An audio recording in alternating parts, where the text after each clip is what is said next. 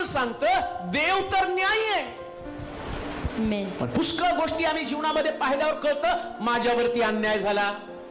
Dialogue आमचा कायम असतो.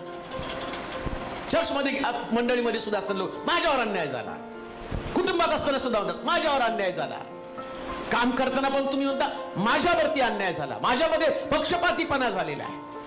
परंतु बायबल काय सांगतं, ज्या दिवशी प्रभू तुमच्याकडे येतो तो दिवस तुमच्यासाठी कलाटणी देणारा दिवस आहे. आणि तो कलाटणी देणारा दिवस कसा, शास्त्र सांगतो तो न्यायी आहे. मग देवानं तुमचा न्याय करायला पाहिजे. काही गोष्टी तर तुमच्या जीवनामध्ये चुकीच्या घडल्या हे वास्तव सत्य आहे. तुम्ही नोकरीला गेला त्यास तुमच्याकडे नोकरी नाही लागली, ज्याच्यावर तुम्ही भिस्त ठेवली, तुमचा पती असेल, तुमची पत्नी असेल, ती पत्नी आणि तुम्हाला जग सोडून गेली असेल. पुष्कळांच्या जीवनामध्ये घडलं. बऱ्याच लोकांनी मला प्रार्थना करायला सांगितली. काही लोक वाचले, काहींना जग सोडून जावं लागलं. आणि ज्यांच्या घरातलं प्रिय व्यक्ती जग सोडून गेलं त्यांनी देवाला दोष द्यायला सुरुवात केला. आम्ही एवढ्या प्रार्थना केल्या, मग प्रार्थना का देवाने ऐकलं नाही? आता त्या सगळ्या प्रश्नाची उत्तरं आम्हाला शोधायची. आणि त्यातनं एक गोष्ट तुम्हाला समजणार, वचनात लिहिलं देव न्यायी आहे म्हणजे देव न्यायीच आहे. आमची विचारसरणी जे सैतान आम्हाला दाखवतो ते गोष्टी आम्ही पाहतो.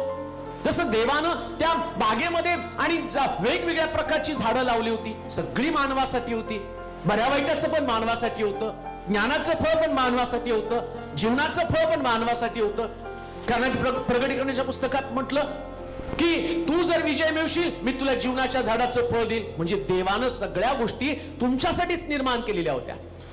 पण लुसिफरला माहितीये की ज्या गोष्टी देवानं निर्माण केल्या त्या गोष्टीमध्ये बुद्धिभेद करावा, त्यांना देवापासून तोडावं, स्वर्ग राज्यापासून तोडावं, आराधनेपासून तोडावं, चर्च पासून तोडावं, उपासनेपासून त्यांना तोडावं. आणि सैतान बुद्धिभेद करतो. लक्षात घ्या, प्रभूनं त्यांना सांगितलं बऱ्या वाईटाचं फळ खाऊ नकोस.